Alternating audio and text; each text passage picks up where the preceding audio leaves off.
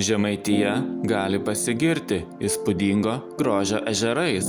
Vienas iš tokių Telšiuose esantis Mastis, kuris yra miesto pasididžiavimas. Šio ledyninės kilmės ežero giliausia vieta tik 5 metrai.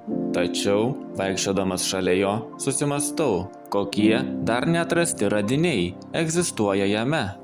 Patį žinomiausią radinį galite rasti Alka muziejuje.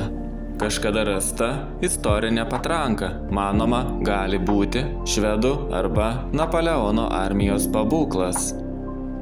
Yra legenda, kad kariuomenė, traukdamasi ežero ledu, įlūžo su pagrobtais turtais. Galbūt tuos turtus jau kažkas rado, o gal dar ne. Kitas ežeras Žemaitijoje gali pasigirti neįprastais radiniais.